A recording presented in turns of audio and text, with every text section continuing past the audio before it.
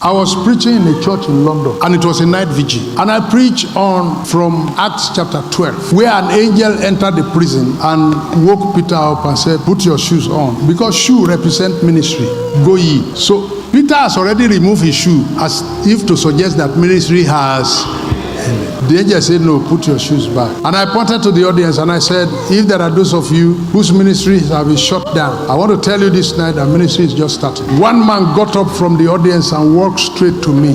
And I was surprised, no usher stopped him. And he came up to me on the altar and lay flat on his belly with his two hands holding my two legs. I finished my sermon with my legs in his hands, and he was weeping. When I finished, I freed my leg from his hand and I went to the pastor's office, and he was following me crying and said, "Sir, I have one of the biggest churches in London, but police came and put a crossbar because of confusion that started in the church. I'm now a pastor. They are calling me pastor, but I don't have church. So this thing you have said tonight, that in case you think ministry is over, that is not over, that I'm the one you are talking to. Thank you, sir." He put his hand into his pocket and brought 50 pounds. He says, "Sir, this is all the money I have in this world. In the bank, at home, nothing. Take." I said, "This money is difficult to take because you have told me that that's all the money you have." He says, "Sir, take. You have to take." Then my host pastor told him in my presence, he says, "Sir, in this town,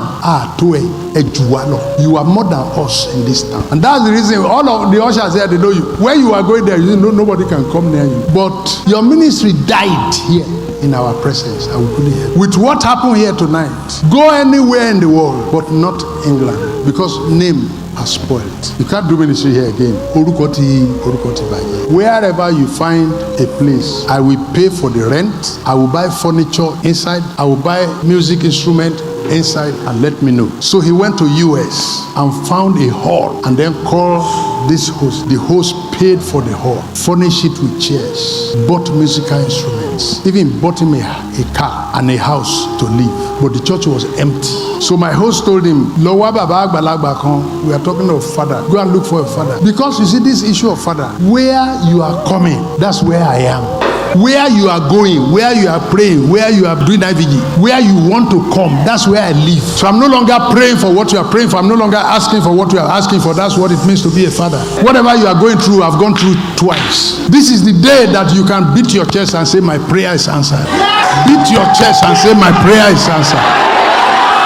Because there's a father in the house. My host told him, "Go and look for an elderly person," because it was in our presence your big church crashed in London, and we who are your mates, we can't help you.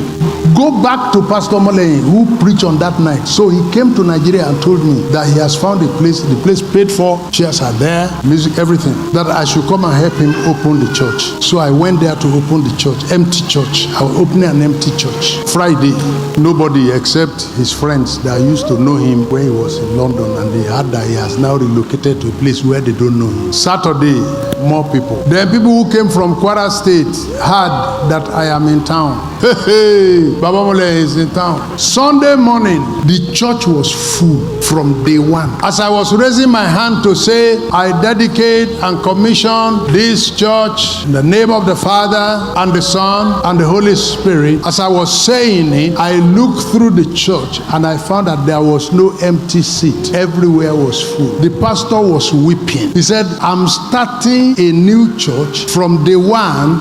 That's what a father can